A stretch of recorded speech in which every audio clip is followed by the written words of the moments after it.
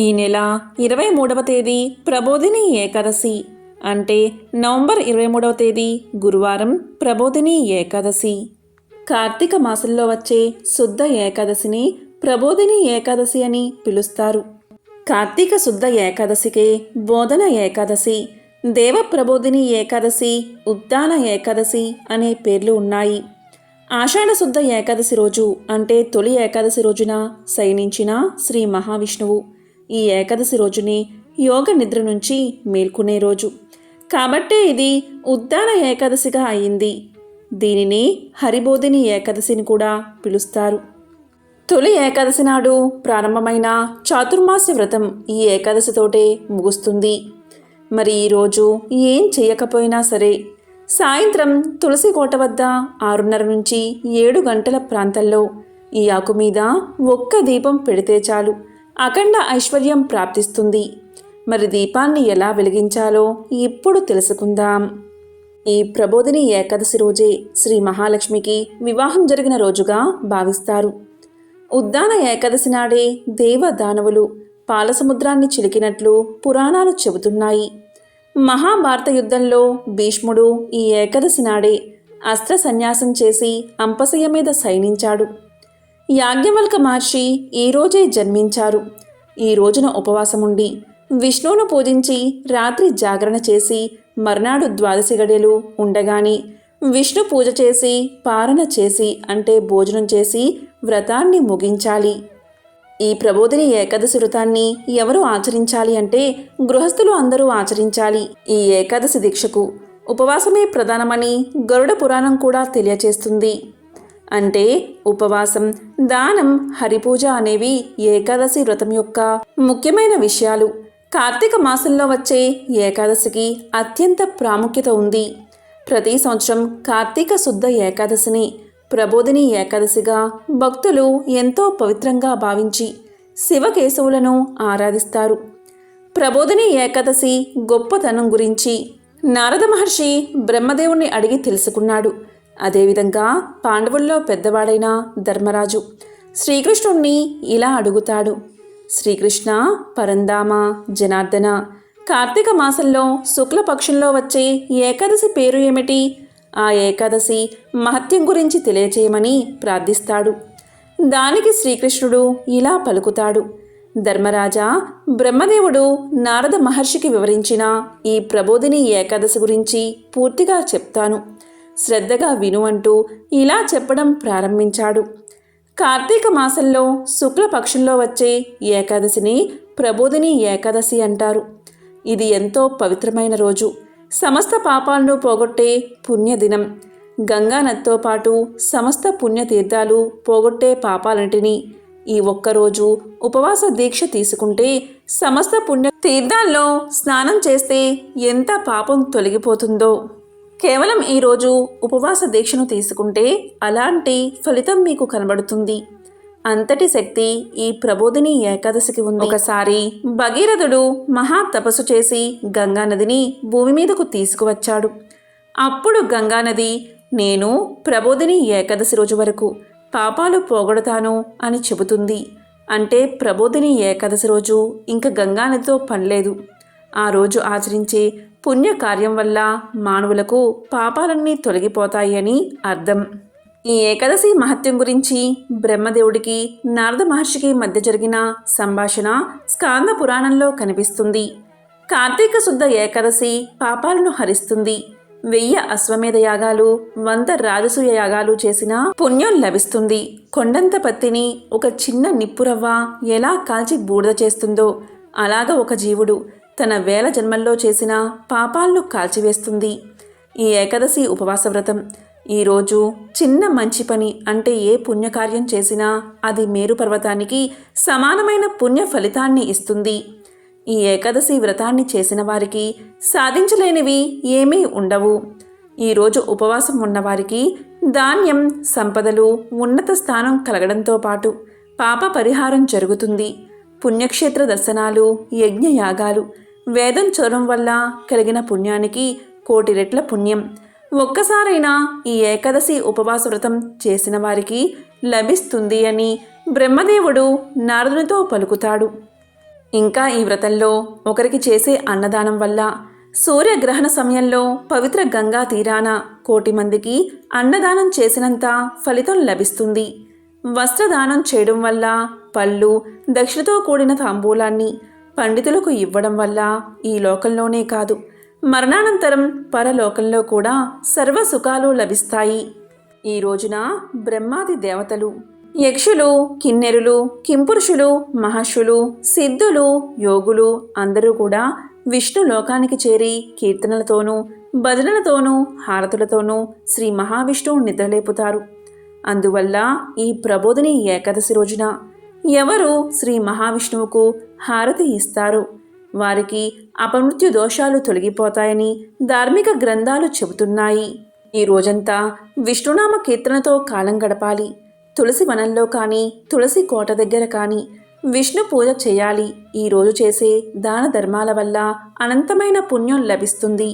ఈరోజు ఉపవాసం చేయకపోయినా ప్రబోధిని ఏకాదశి రోజు ఉపవాసం చేయాలి అని మనసులో ఒక్కసారైనా అనుకుంటే చాలు, 1000 జన్మల పాపాలు తొలగిపోతాయి.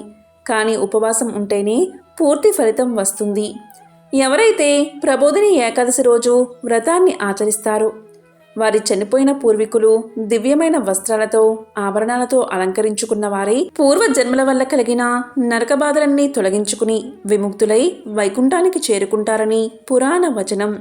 ఈరోజు ఉపవాసం ఉన్నవారు పొందే పుణ్యం సమస్త పుణ్యక్షేత్రాల్లో స్నానం చేసిన దానికి కలిగే పుణ్యం కంటే, గోదానం చేసిన పుణ్యం కంటే, సువర్ణ దానం చేసిన పుణ్యం కంటే, భూదానం చేసిన పుణ్యం కంటే 1000 రెట్ల అధిక పుణ్యాన్ని పొందుతారు.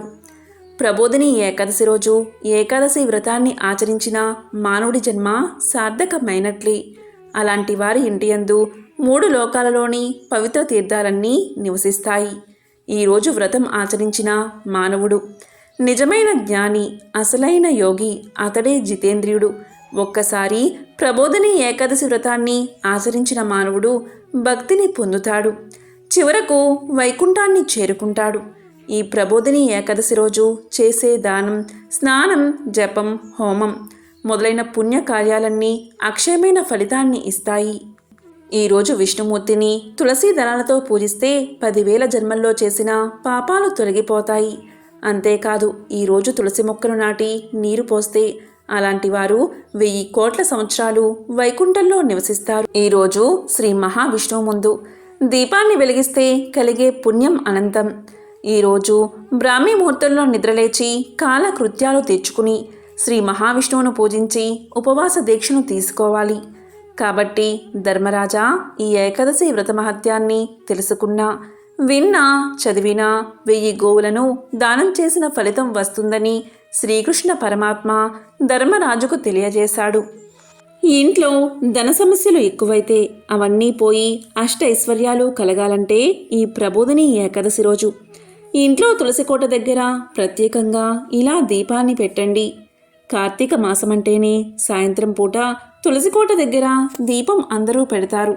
అలాగే ఈ కార్తీక శుద్ధ ప్రబోధిని ఏకాదశి రోజు సాయంత్రం 6:30 నుంచి 7 గంటల మధ్యలో ఇప్పుడు మనం చెప్పుకునే విధంగా దీపాన్ని పెట్టండి. ముందుగా తులసికోట దగ్గర ఒక తామరాకు పెట్టండి. తామరాకు లభించకపోతే తమలపాకు ఉంచండి. ఆకు మీద ఒక మట్టి ప్రమిదను ఉంచి దాంట్లో ఆవు నెయ్యి పోసి లేదా నువ్వుల్లోని పోసి 3 వత్తులు వేసి దీపాన్ని వెలిగించండి. ఈ దీపంలో 2 అక్షింతలు వేయండి.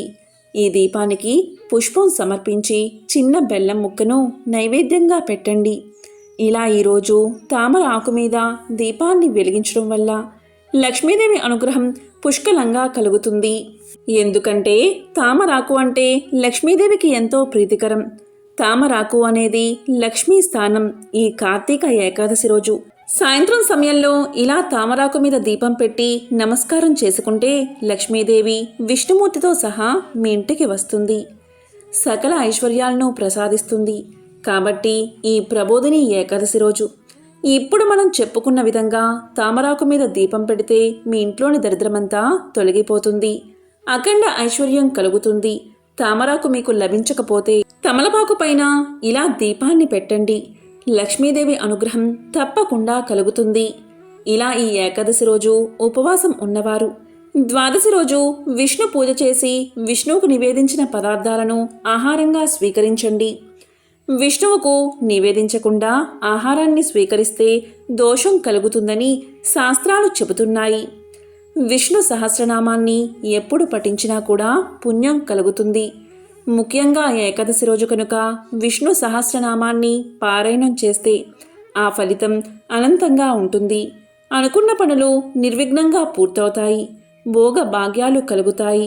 సర్వ పాపాలు హరిస్తాయి. పుణ్యగతులు లభిస్తాయి.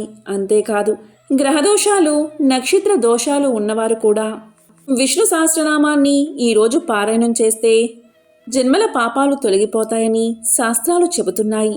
ఒకవేళ మీరు విష్ణు సహస్రనామాన్ని పారాయణ చేయలేకపోతే కనీసం శ్రీరామ రామ రామేతి రమే రామే మనోరమే సహస్రనామ తత్తుల్యం రామనామ వరాననే అనే మంత్రాన్ని 3 సార్లు పలికితే చాలు. అంతే ఫలితం కలుగుతుంది. ఇదే తారక మంత్రం. ఎంతో పవిత్రమైన మంత్రం, ఎంతో శక్తి ఉన్న మంత్రం. ఈ ఏకాదశి రోజు 3 సార్లు పఠిస్తే చాలు. వారి పాపాలన్నీ ఆ రామనామ అగ్నిజ్వాల్లో పడి బూడిదలు అయిపోతాయి. ఈ ఏకాదశి పర్వదినాన్ని పురస్కరించుకుని విష్ణు సహస్రనామాన్ని పారాయణ చేయండి, లేదా వినండి, లేదా తారక మంత్రాన్ని 3 సార్లు పఠించండి. మరి ఎంతో విశేషమైన ప్రబోధిని ఏకాదశి రోజు ఉదయం సాయంత్రం స్నానం చేసే నీటిలో 5 తులసి ఆకులు వేసుకుని స్నానం చేయండి. ఈరోజు ఇలా చేస్తే జన్మల పాపాలు ఆ నీటి ద్వారా తొలగిపోతాయి. 1,000,000 జన్మల పుణ్యం వస్తుంది. ఇలా స్నానం చేసే సమయంలో ఈ శ్లోకం చదివి స్నానం చేయండి.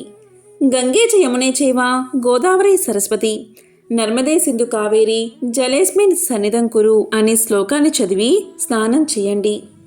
ఈ శ్లోకాన్ని చదవడం రానివారు ఏం చేయాలి అంటే గంగా గంగా గంగా అని గంగాదేవిని 3 సార్లు తలుచుకుని నమస్కారం చేసి ఓం నమో నారాయణాయ ఓం నమో నారాయణాయ అనే మంత్రాన్ని పఠించి నీటితో స్నానం చేయండి.